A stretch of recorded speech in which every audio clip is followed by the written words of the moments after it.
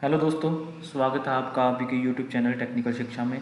आज का हमारा टॉपिक है स्टोरेज इन कुबरनेटिस। कुबरनेटिस में हम स्टोरेज कैसे यूज़ करते हैं एंड स्टोरेज की रिक्वायरमेंट क्यों है। तो चलिए शुरू करते हैं आज का टॉपिक, स्टोरेज इन कुबरनेटिस। उसके रिगार्डिंग हमने एक डॉक्यूमेंटेशन मेंटेन की है एंड उसके थ्रू हम थोड़ा सा पढ़ते हैं पहले थ्योरेटिकली कि हमें स्टोरेज चाहिए क्यों। देन हम मूव करेंगे प्रैक्टिकली कि हम स्टोरेज कैसे हम उसमें माउंट कर सकते हैं और स्टोरेज को हम कैसे यूज़ कर सकते हैं। तो दोस्तों उसके रिगार्डिंग हम अपनी डॉक्यूमेंटेशन देखते हैं, स्टोरेज इन कुबरनेटिस। तो सबसे पहला क्वेश्चन, हमें वॉल्यूम रिक्वायरमेंट चाहिए क्यों, हमें स्टोरेज रिक्वायरमेंट चाहिए क्यों।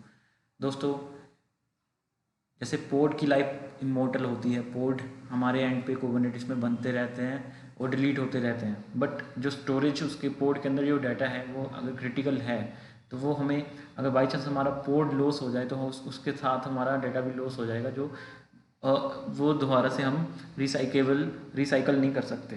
तो उसको दोबारा से रिकवर करने के लिए हमें एक स्टोरेज चाहिए ताकि जो भी हमारा पोड है उसका डाटा एक स्टोरेज पे माउंट होता रहे,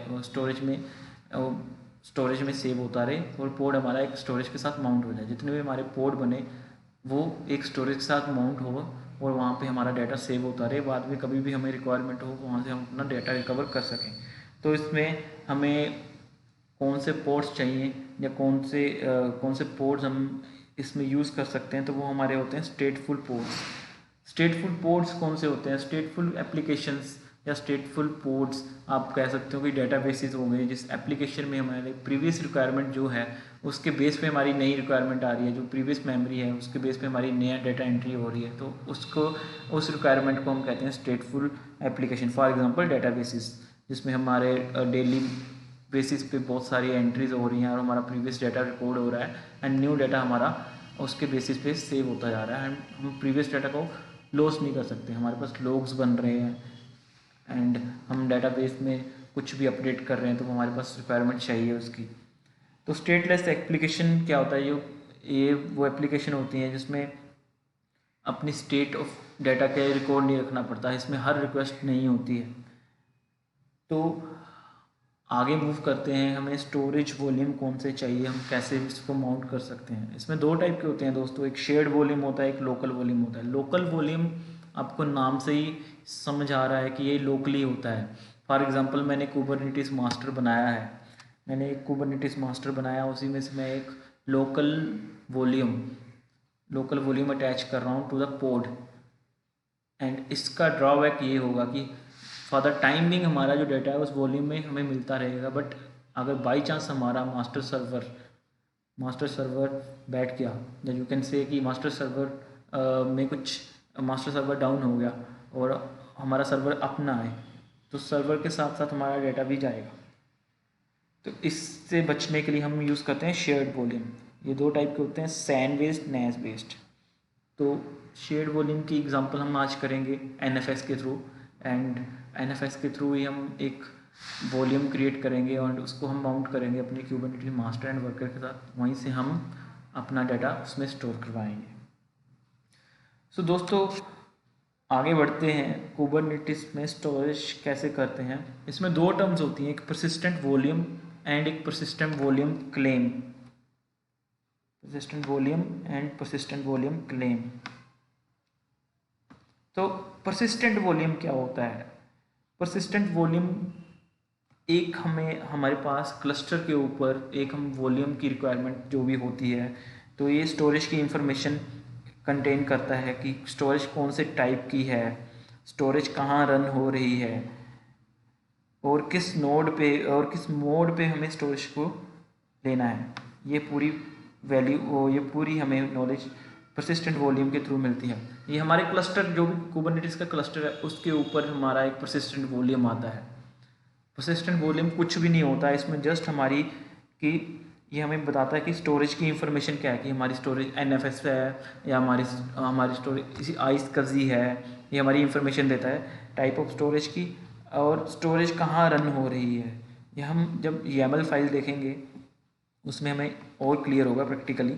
अभी के लिए कि ये हमारे क्लस्टर के ऊपर जो भी स्टोरेज, ये हमारे क्लस्टर के ऊपर रिक्वायरमेंट होती है कि स्टोरेज कहाँ है, स्टोरेज कहाँ रन हो रही है और किस मोड में रन हो रही है। परसिस्टेंट वॉल्यूम क्लेम, अब नाम से हमें समझ आ रहा है परसिस्टेंट वॉल्यूम के ऊपर कुछ क्लेम लिया जा रहा है, क्लेम। अब इसका मतलब क्या है कि हमारा कुछ स्पेस हम क्लेम कर रहे हैं परसिस्टेंट वॉल्यूम के ऊपर फॉर द पोड।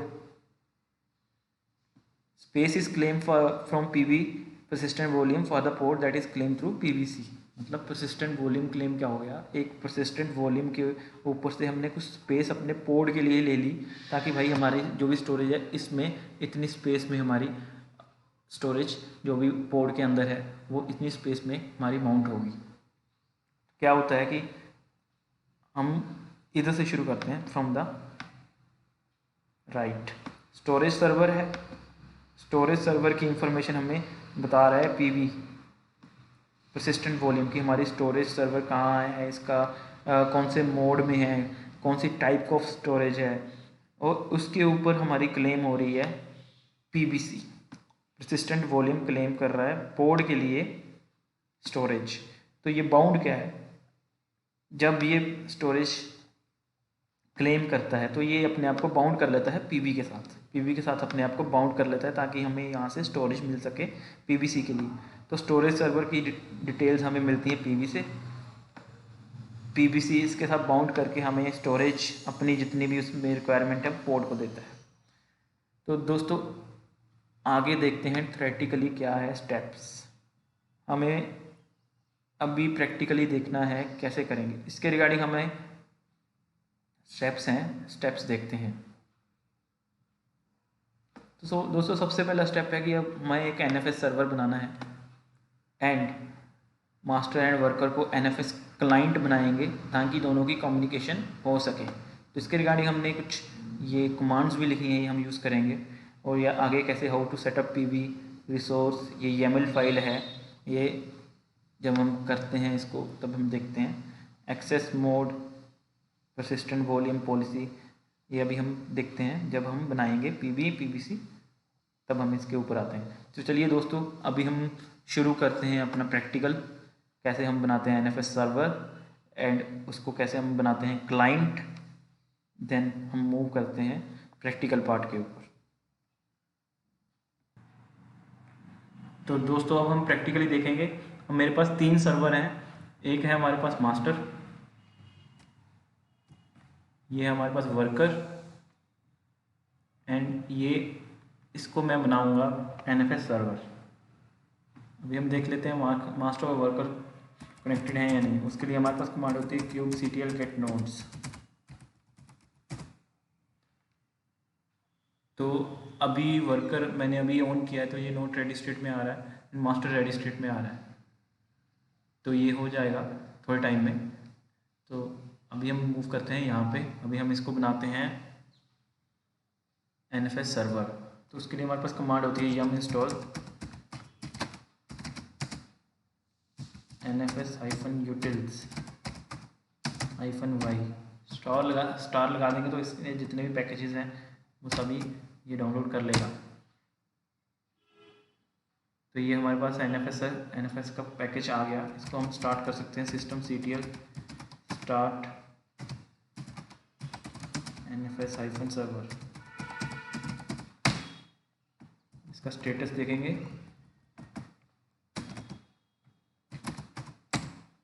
तो ये हमारे पास एक्टिव है, अभी status is active means services running में है।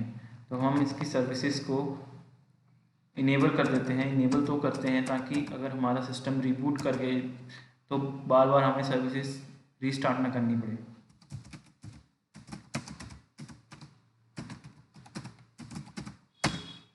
हमारी सर्विसेज इनेबल हो गई।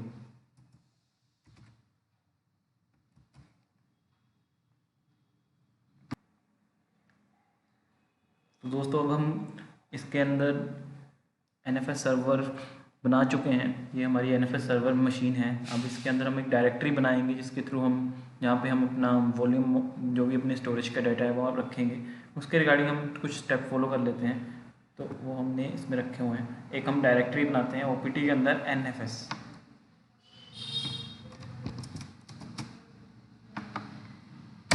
ये हमने बना दी। अब इसके अंदर हम एक ETC में अंदर एक्सपोर्ट्स के अंदर जाके हम कुछ चेंजेस करते हैं।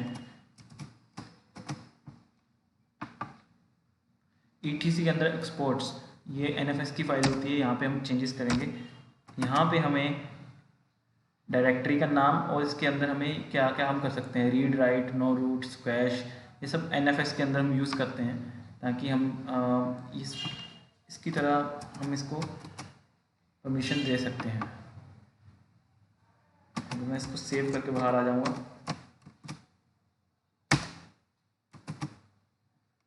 हम इसको एक्सपोर्ट FS करके देख सकते हैं कि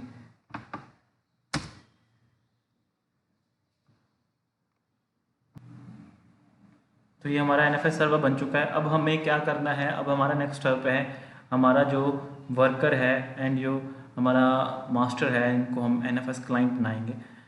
जैसा कि आप हम यहाँ पे देख सकते हैं कि हमारा वर्कर रेडी हो चुका है एंड पहले नोट रेडी में था, अब वर्कर रेडी आ चुका है। तो हमारा मेन स्टेप है कि मास्टर एंड वर्कर को दोनों को क्लाइंट बनाएं ताकि ये इसके साथ कम्युनिकेशन कर सके सर्वर के साथ। दोस्तों क्लाइंट बनाने के लिए भी हमें NFS का यहाँ पे पैकेज चाहिए, तो हम यहाँ पे भी NFS इंस्टॉल करते हैं।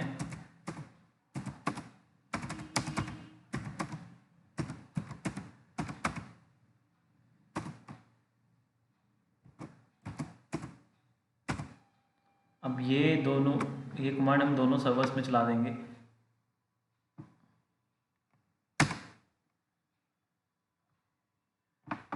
उसके बाद हमें इनकी सर्विसेज अप करनी है, देन हम इसमें देखते हैं आगे।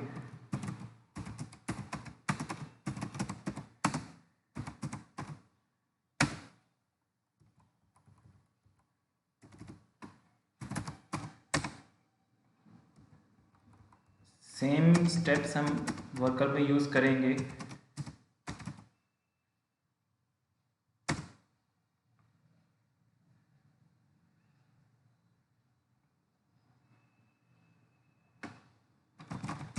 वर्कर में हम सेम स्टेप यूज़ कर चुके हैं, सेम स्टेप हम अपने मास्टर में यूज़ करेंगे।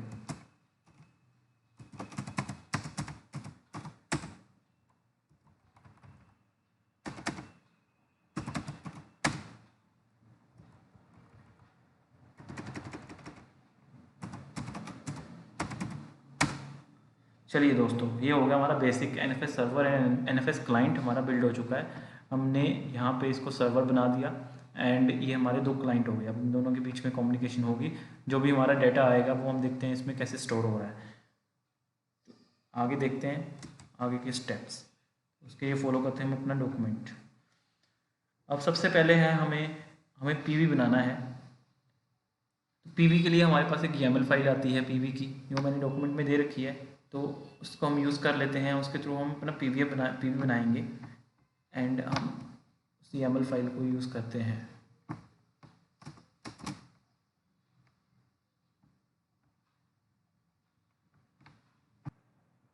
तो हम इसको नाम दे देते हैं NFS.YML।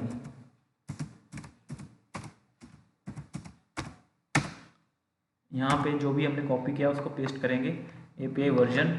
अब ये हमारे पास क्या क्या आ रहा है इसको देखते हैं। यहाँ पे हम काइंड देखते हैं, काइंड हमारा चेंज होगा परसिस्टेंट वॉल्यूम, मीन्स हम अपना परसिस्टेंट वॉल्यूम बिल्ड कर रहे हैं। उसके बाद इसमें परसिस्टेंट वॉल्यूम का नाम PV003, आप इसको कुछ भी दे सकते हैं, नाम अपने हिसाब से चेंज कर सकते हैं। अगर मैं इसको चेंज करना चाहूँ तो PV01 दे दूँगा परसिस्टेंट वॉल्यूम का नाम। अब इसके आगे क्या है, कैपेसिटी में स्टोरेज कितनी है। परसिस्टेंट वॉल्यूम हमारा उस टोटल स्टोरेज में से कितना GB ले रहा है, कितना स्टोरेज ले रहा है। ये 5 GB दे रहे हैं हम, तो इसमें हमने स्टोरेज दे दी 5 GB। अब वॉल्यूम मोड क्या है, ये हमारा फाइल सिस्टम होता है। अगर हमारी कोई फाइल पहले से बनी हुई है, मीन्स हमारा स्टोरेज मीन्स XFS है, ext4 है, तो हम यहाँ पे फाइल सिस्टम देंगे। अगर यहाँ पे हमारी वॉल्यूम मोड रहा होगी, अगर हमें EBS की वॉल्यूम नहीं होगी, इन मेरे केस में AWS है तो EBS की वॉल्यूम ले रहा हूँ और उसमें पहले से ही वो हमारे पास एक फाइल सिस्टम बन के आ गया है। अगर वो फाइल सिस्टम नहीं होगा तो अगर हमारे पास रा होगा तो यहाँ पे हम फाइल सिस्टम की जगह रा लिखेंगे, तो बाद में ताकि पीबी को पता हो कि ये हमें अभी इसमें हमने फाइल सिस्टम क्रिएट करना है। अब दोस्तों यहाँ पे एक्सेस मोड क्या है? एक्सेस मोड हो गया रीड राइट वंस, और यहाँ पे दो चीज़ें देखने वाली है, एक्सेस मोड और persistent volume recycle claim policy recycle. अभी मूव करते हैं इन दोनों की तरफ। एक्सेस मोड क्या होते हैं? रीड राइट वन में वंस, इसके नाम से पता लगा कि हम इसमें एक बार रीड राइट कर सकते हैं, सिर्फ एक बार। So let's move to that part, access modes. Volume can be mounted as read write by a single node. ये होता है रीड राइट वंस, मतलब हम एक नोड के ऊपर वॉल्यूम को एक बार ही माउंट कर सकते हैं as a read write. Volume को माउंट कर सकते हैं एक नोड के लिए ही as a read write. Read write many, मतलब हम बहुत सारी नोड्स के लिए वॉल्यूम को माउंट कर सकते हैं। रीड ओनली के लिए मतलब वहाँ पे बहुत सारी नोड्स वहाँ से वॉल्यूम को पढ़ सकती हैं। मीन्स अगर मेरे पास दो वर्कर हैं तो दोनों वर्कर के ऊपर जो भी पोर्ट बन रहे हैं तो वहाँ पे जस्ट वॉल्यूम को पढ़ सकते हैं। अगर मेरे पास यहाँ पे एक वर्कर है तो एक वर्कर के ऊपर जो पोर्ट बन रहा है रीड राइट वंस में, वहाँ पे या तो वो रीड भी कर सकता है, राइट भी कर सकता है। रीड ओनली मैनी में क्या होता है? वॉल्यूम हम एक माउंट कर देते हैं बहुत सारे वर्कर्स या बहुत सारे नोड्स के ऊपर, हमारा वॉल्यूम को हम रीड कर सकते हैं, रीड भी कर सकते हैं, राइट भी कर सकते हैं बाय मैनी नोड। तो हमारा रीड ओनली मैनी, हम यहाँ रीड राइट वंस यूज़ कर रहे हैं ताकि हमारा सारा कंट्रोल, हमारा जो भी वॉल्यूम है एक नोड के ऊपर है एंड हमारे पास एक वर्कर नोड है और एक मास्टर है, तो हम एक सिंगल नोड के ऊपर अपना वॉल्यूम रीड राइट कर रहे हैं। अगर मेरे पास बहुत सारे वर्कर नोड होंगे एंड मेरे पोर्ट बहुत सारी लोकेशंस पे पड़े होंगे एंड वहाँ पे रिक्वायरमेंट होगी कि सभी पोर्ट उस वॉल्यूम के साथ माउंट करें और वहीं पे रीड राइट करें, तो हम रीड ओनली मैनी यूज़ करेंगे यहाँ पे हमारी YAML फाइल में। तो depending upon the access mode हम यहाँ पे लिखते हैं हमें कौन सा एक्सेस मोड चाहिए, read write once, read write many, read only many. तो परसिस्टेंट वॉल्यूम रिक्लेम पॉलिसी, अब इसके आगे मूव करते हैं कि ये पॉलिसी क्या कहती है हमारी परसिस्टेंट वॉल्यूम रिक्लेम पॉलिसी। तो हमारे पास 3 टाइप की परसिस्टेंट वॉल्यूम होती है, और उससे आगे मूव करने से पहले हमारा एक्सेस मोड जो भी है वो हमारा प्रिंसिपल स्टोरेज के साथ मैच करना चाहिए। मीन्स हमारी प्रिंसिपल स्टोरेज में कौन से टाइप का कौन से टाइप की हमारे पास एक्सेस मोड है उस हिसाब से हमारा मैच करना चाहिए कि वो रीड राइट मैनी है स्टोरेज का, स्टोरेज क्या हमें परमिशन दे रही है, उस हिसाब से हम एक्सेस मोड यूज़ कर सकते हैं, नहीं तो हमारा प्रोग्राम नहीं चलेगा। अब persistent volume reclaim policy 3 type की होती है, recycle, retain and deleted. Recycle में क्या होता है कि जब हमारा वॉल्यूम क्रिएट हो जाता है, वो यूज़र ने अपना परसिस्टेंट वॉल्यूम क्लेम डिलीट कर दिया, तो क्या होता है कि हमारा परसिस्टेंट वॉल्यूम डिलीट नहीं होता, वो सच फॉर्म में हमारे पास ऑब्टेन रहता है, तो उसको हम आगे उसी पोर्ट के लिए यूज़ कर सकते हैं, उसको बाउंड कर सकते हैं। तो वो होता है रिसाइकल पॉलिसी। उसमें हमारा डेटा लॉस हो जाएगा पर जो वॉल्यूम क्लेम किया हो वो डिलीट हो जाएगा, बट हमारा जो परसिस्टेंट वॉल्यूम है वो क्लेम से रिलीज होके बट वो सेम फॉर्म में हमें अवेलेबल रहेगा, वो डिलीट नहीं होगा। अब डिलीट में क्या होता है, रिटेन को हम बाद में देखते हैं। डिलीट में क्या होता है, डिलीट में हमारा परसिस्टेंट वॉल्यूम भी डिलीट हो जाएगा, हमारा परसिस्टेंट वॉल्यूम क्लेम भी डिलीट हो जाएगा। इसमें हमारे पास कोई भी चीज़ें नहीं रहती, इसमें परसिस्टेंट वॉल्यूम भी डिलीट होता है, परसिस्टेंट वॉल्यूम क्लेम भी डिलीट हो जाता है। रिटेन पॉलिसी, रिटेन में क्या होता है कि रिटेन पॉलिसी में हमारे पास हमारा परसिस्टेंट वॉल्यूम क्लेम डिलीट होता है, तो फिजिकल वॉल्यूम स्टिल एग्जिस्ट होता है और वॉल्यूम हमारा कंसीडर करता है रिलीज। और ये इसमें क्या होता है कि ये किसी और क्लेम के लिए अवेलेबल नहीं रहता हमारा फिजिकल वॉल्यूम, परसिस्टेंट वॉल्यूम, ये हम उसी पोर्ट के लिए यूज़ कर सकते हैं रिटेन में। रिटेन के ऊपर ये हमारा सिनेरियो होता है, और इसको अनदर क्लेम के लिए हम यूज़ नहीं कर सकते क्योंकि पुराना डेटा जो है वो वॉल्यूम के ऊपर क्लेम के लिए पड़ा होता है, तो हम अगेन सेम पोर्ट के लिए हम इसको क्लेम कर सकते हैं बट न्यू पोर्ट के लिए हम क्लेम नहीं कर सकते। सो ये होता है हमारा पीवी के रिगार्डिंग। अब देखते हैं कि आगे क्या है, आगे हमारे माउंट पॉइंट दे रखे हैं एनएफएस में, पाथ दे रखा है, पाथ, और इसमें सर्वर का आईपी दे रखा है। अभी हमारे केस में आईपी चेंज होगा बिकॉज यहाँ पे हमने आईपी, यहाँ पे हमारा आईपी चेंज हो चुका है मशीन का। यहाँ मशीन का आईपी है 172.31.11.52, ये हमारा आईपी है।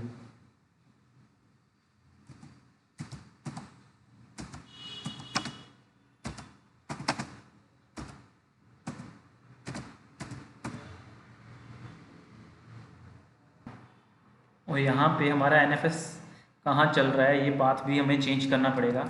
ये हमारा ओपीटी में एनएफएस नाम का फोल्डर था, वहाँ पे हमारा एनएफएस चल रहा है। एंड ये एक स्टोरेज क्लास नेम क्या है इसके बारे में बात कर लेते हैं। स्टोरेज क्लास नेम में क्या है कि अगर हमारे पास बहुत सारे परसिस्टेंट वॉल्यूम हैं और मान लो कि मेरा एक क्लास नेम है एनएफएस और हमें एनएफएस के लिए ही 5 GB स्पेस चाहिए, तो परसिस्टेंट वॉल्यूम क्लेम को कैसे पता लगेगा कि वो एनएफएस में ही जाए, क्योंकि अगर मेरे पास 10 परसिस्टेंट वॉल्यूम है तो वो उसको कैसे आइडेंटिफाई कर पाएगा, तो वो आइडेंटिफाई करेगा स्टोरेज क्लास नेम के, क्योंकि सेम क्लास हमारी परसिस्टेंट वॉल्यूम क्लेम में भी होगी। जब हम अपना क्लेम बनाएंगे तब हम उसमें फाइल में देखेंगे तो हमारा परसिस्टेंट वॉल्यूम क्लेम भी होगा, तो हमें सेम नाम देना पड़ता है ताकि ये आइडेंटिफाई कर सके कि इसकी क्लास कहाँ रन हो रही है और स्टोरेज क्लास नेम क्या है, और इसको वो परसिस्टेंट वॉल्यूम क्लेम हमारा अपने परसिस्टेंट वॉल्यूम से स्पेस क्लेम कर सके। इसको हम सेव करके बाहर आ जाते हैं।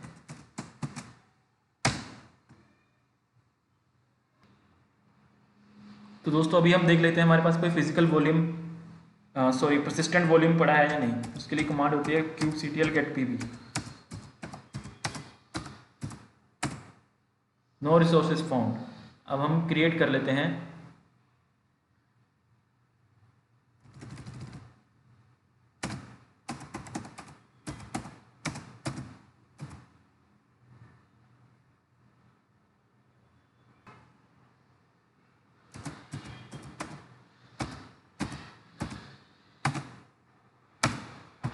तो अभी आ गया परसिस्टेंट वॉल्यूम pv01 क्रिएटेड। अब हम देखते हैं कि हमारे पास कोई है pv। तो दोस्तों यहाँ पे हमारे पास pv का नाम आ गया, इसकी कैपेसिटी आ गई, एक्सेस मोड आ गया, read write only, reclaim policy हमने जैसे पढ़ी थी रिसाइकल आई है, एंड स्टेटस अभी अवेलेबल है। अब इसमें स्टोरेज क्लास का नाम एनएफएस आ रहा है, क्लेम में अभी कुछ नहीं आ रहा। तो अभी हमारा फर्स्ट स्टेप हो गया कि क्लस्टर के ऊपर हमने एक परसिस्टेंट वॉल्यूम क्रिएट कर दिया है। अब उसके बाद हम एक परसिस्टेंट वॉल्यूम क्लेम बनाएंगे ताकि वो इससे कुछ स्पेसिफिक अमाउंट ऑफ स्टोरेज ले सके। दोस्तों हमारा पीवीसी अभी क्रिएट होना है और हमने पीवी क्रिएट कर लिया है। तो पीवीसी क्रिएट करने के लिए हमें मान लो कि हमारे पास एक डेवलपमेंट चल रही है वेबप्रोड के नाम से, तो उन्होंने हमसे एक स्पेस मांगी 5 GB की। तो हम पहले एक नेम स्पेस क्रिएट कर लेते हैं।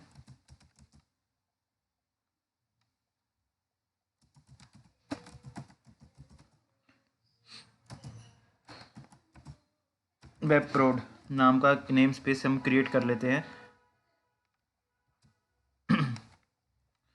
तो इसमें हम अपना एक पीवीसी क्रिएट करेंगे और पीवीसी से हम एक स्पेस क्लेम करेंगे पीवी से।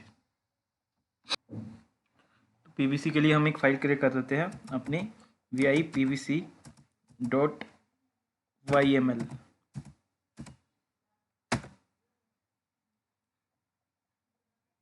तो हमारे पास YAML फाइल है। ये सभी फाइल YAML की आपको कुबरनेटिस के डॉक्यूमेंट से मिल जाएगी। अगर आपको वहाँ से देखनी तो वहाँ से देख लो। मैंने अपने इस डॉक्यूमेंट में पीवीसी की फ़ाइल रखी है, तो हम यहाँ से इसको यूज़ कर सकते हैं। यहीं से हम इसको यूज़ कर लेते हैं।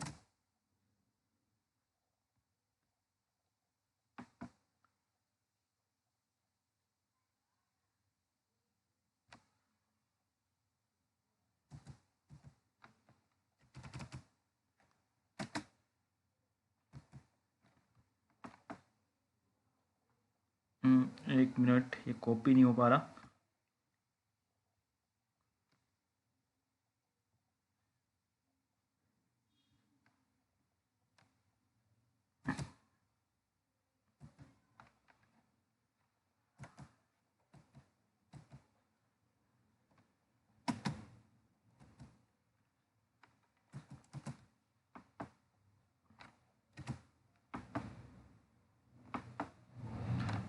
अभी ठीक है।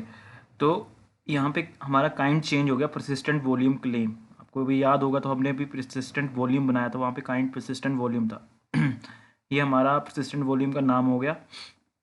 अब इसमें एक्सेस मोड कौन सा आ गया? Access mode read write once हो गया, जो हम अभी इसके बारे में बात कर चुके थे। फाइल सिस्टम हमारा वॉल्यूम मोड हो गया। और यहाँ पे हमने स्टोरेज क्लास का नाम दिया था, और ये हमारा स्टोरेज क्लास का नाम दोनों में सेम होना चाहिए। वहाँ पे हमने NFS लिया था स्टोरेज क्लास का नाम, तो यहाँ भी हम NFS लेंगे ताकि PVC को आइडिया हो जाए कि कहाँ से इसने वॉल्यूम क्लेम करना है। और स्टोरेज जो भी है हमारी PVC जितनी है, PVC की जो स्टोरेज है वो PV की स्टोरेज से कम होती है, क्योंकि जितनी PV स्टोरेज प्रोवाइड कर रहा है उससे हम इक्वल टू या उससे कम ही स्टोरेज ले सकते हैं। मान लो यहाँ पे 3 GB हमने कर लिया। एक बार मैं चेक कर लेता हूँ कि मैंने स्टोरेज क्लास का नाम क्या दिया था।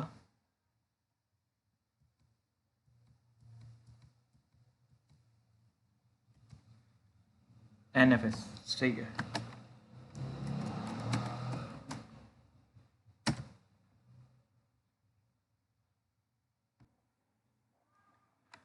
हमारा जो PVC है वो हमेशा नेम स्पेस के अंदर ही बनता है, तो इसको हम क्रिएट करते हैं kubectl क्रिएट -f pvc.yml। और इसके बाद हम नेम स्पेस देंगे। नेम स्पेस के लिए -n इक्वल टू pepprod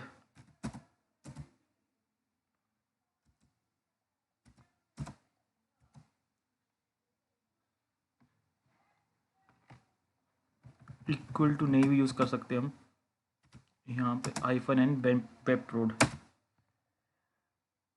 अब ये persistent volume claim my claim create हो गया है।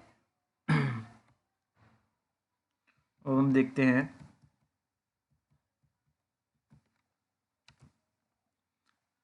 अब यहाँ पे स्टेटस चेंज हो गया, बाउंड हो गया। अब परसिस्टेंट वॉल्यूम जो है हमारा, उसने फिजिकल वॉल्यूम से परसिस्टेंट वॉल्यूम जो क्लेम है उसने हमारे परसिस्टेंट वॉल्यूम से क्लेम ले लिया है अपना स्पेस। तो ये स्टेटस इसका बाउंड हो चुका है, और हमारे पास क्लेम लिया है pepprod में एक नेम स्पेस में हमारा माई क्लेम नाम का एक परसिस्टेंट वॉल्यूम क्लेम है। तो अभी हम एक पोड क्रिएट करते हैं MySQL का पोड। तो उसमें हम देखते हैं कि हमारा जो भी डेटा आ रहा है वो हमारी स्टोरेज में आ रहा है या नहीं आ रहा। तो लेट्स सी, हम एक पोड क्रिएट करते हैं। उसके लिए हम एक कमांड यहाँ पे यूज़ करेंगे। मैं वो कमांड यहाँ पे यूज़ करता हूँ पोड क्रिएशन के लिए, MySQL के लिए।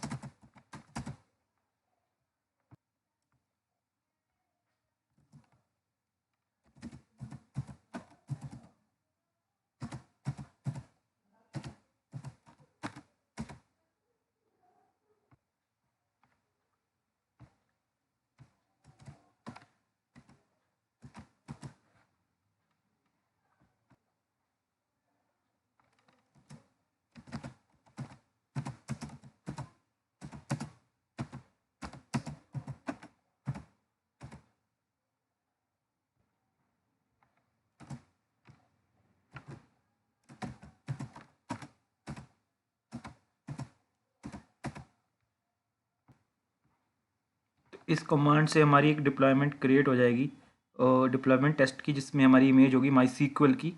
और अभी मैं इसको ड्राई रन करके इसकी YAML फाइल सेव करने आ रहा हूँ, तो उसमें हम चेंजेस करेंगे कुछ।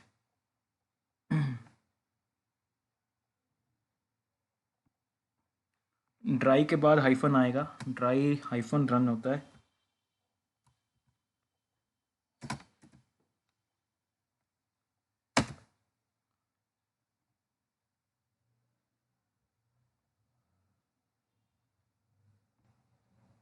हम फाइल देख लेते हैं हमारी vim mysql.yml।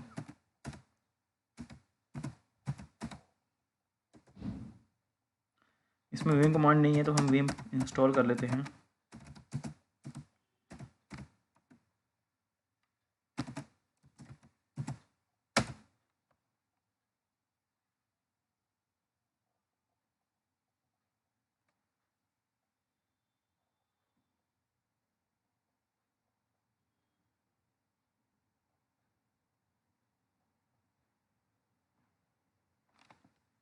तो हम अब अपनी फ़ाइल देखते हैं mysql.yml। ये हमारे पास YML फाइल आ गई है। अब इसमें देखिए काइंड चेंज हो गई है, डिप्लॉयमेंट। तो ये हमारे पास डिप्लॉयमेंट काइंड हो गई है और एप्लीकेशन का नाम टेस्ट है, रेप्लिका अभी एक है। हम इसमें चेंजेस करेंगे अभी कुछ। तो इमेज है MySQL। तो दोस्तों अगर अब मैंने अभी ये डिप्लॉयमेंट रन कर दिया तो इसको नॉन परसिस्टेंट डिप्लॉयमेंट कहेंगे, बिकॉज अभी हमने इसके साथ कोई वॉल्यूम माउंट नहीं किया। और अगर इसमें कोई चेंजेस हुए एंड हमारा डेटाबेस वाला पोर्ट टर्मिनेट हो गया तो इसमें जो भी चेंजेस हुएंगे पोर्ट में तो वो हमारे सारे लॉस हो जाएंगे। उसके लिए हमें इसमें कुछ चेंजेस करने पड़ेंगे। हम देखते हैं। अभी इसमें हमें बताना पड़ेगा कि इसका इन्वायरमेंट कौन सा है, ये कौन से पोर्ट के साथ कौन से पीवी के साथ अटैच है, उसका पाथ क्या है, वो सारी चेंजेस अब हम यहाँ पे करेंगे।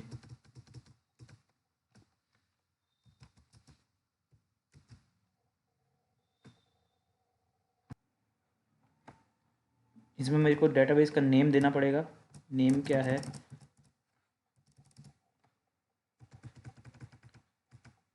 काम करते हैं। मैंने एक अपने एंड पे यहाँ पे सेव करके रखा है, पूरा पहले पेस्ट कर लेता हूँ वहाँ से, देन हम आगे डिस्कस करते हैं कि इसमें क्या क्या हो रहा है।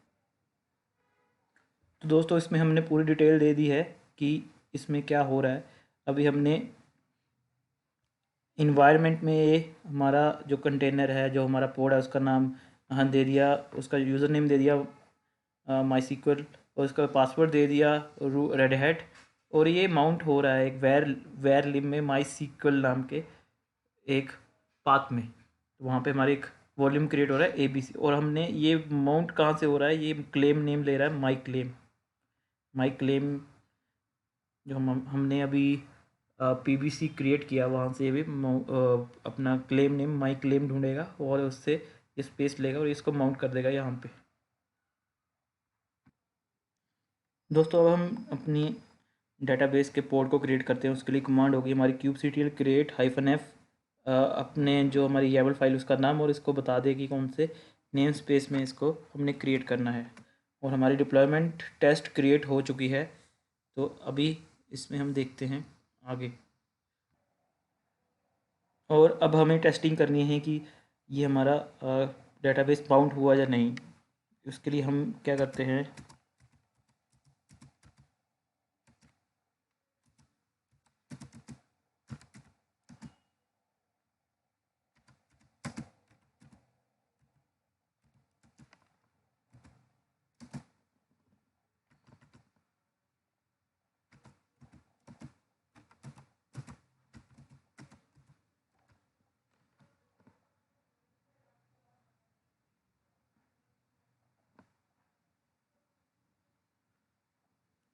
अब हम इसके अंदर लॉगिन करेंगे।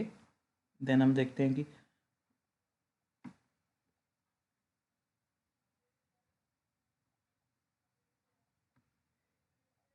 अभी ये रेडी नहीं आया, रेडी 0/1, कुछ एरर आ गया है। लेट्स सी क्या हुआ।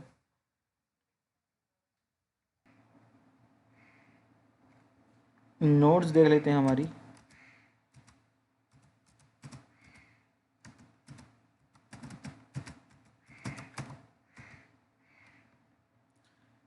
दोस्तों हमारी वर्कर 1 नोट रेडी स्टेट में है, कुछ इशू आ गया है इसमें। अदरवाइज़ अभी ये रनिंग स्टेट में होती तो हमारा ये बाउंड हो जाता है यहीं पे ही। तो अभी हम एक काम करते हैं कि इसको हम दोबारा से रिस्टार्ट कर लेते हैं और हमारी स्टेट ये रनिंग में आ जाएगी। देन हम इस पर काम करते हैं अगेन।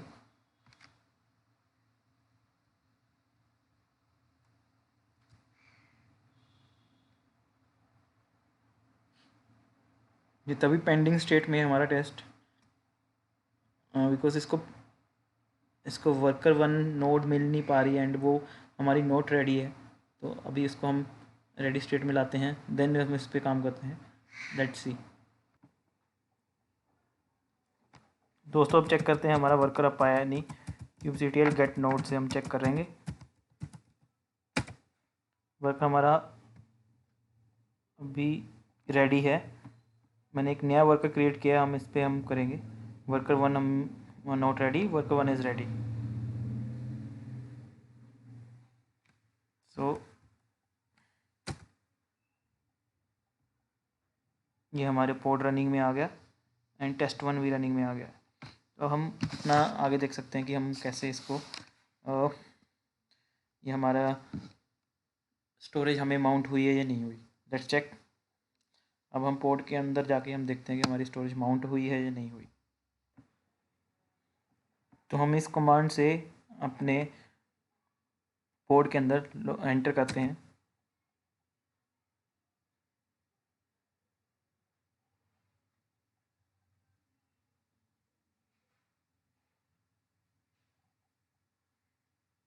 ओके, इसको पोड नहीं मिल रहा, एक मिनट। इस कमांड में हम नेम स्पेस देना भूल गए थे, ये बाहर हम नेम स्पेस में ढूंढ रहे हैं। यहाँ पे नेम स्पेस देना भूल गए थे, तो डिफ़ॉल्ट नेम स्पेस में ये पोड नहीं है, वेब पोड नेम स्पेस में है। हम इस पोड के अंदर आ चुके हैं।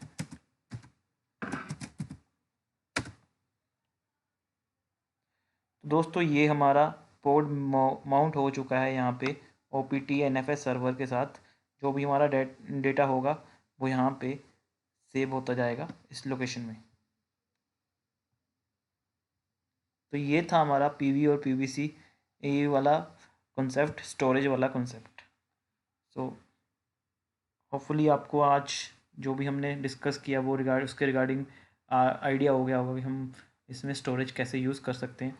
अगर अभी हमारा ये स्टोरेज इसमें हमारा कुछ भी ये पोर्ट डिलीट हो जाता है, जो भी हमारा पाथ यहाँ पे माउंट है उसमें हमारा सारा डाटा सेम मिलेगा। हमारा नेक्स्ट पोर्ट उसी क्लास में माउंट हो जाएगा, उसी स्टोरेज क्लास में, एंड वहाँ से पीवी के थ्रू PVC एक बाउंड हो जाएगा और वो क्लेम कर लेगा स्पेस, एंड हम वही स्पेस जो हमारा वॉल्यूम है, वॉल्यूम में से हम वही जो हमारे पास डाटा है वो रिकवर कर सकते हैं और उसको हम यूज़ कर सकते हैं। तो this is the concept of the storage in Kubernetes. Hopefully this concept is clear. और चलिए दोस्तों, मिलते हैं अगली वीडियो में। होपफुली आपको ये कॉन्सेप्ट क्लियर हो गया हो, और अभी हम मिलते हैं अगली वीडियो में। तब तक के लिए बाय बाय, थैंक यू।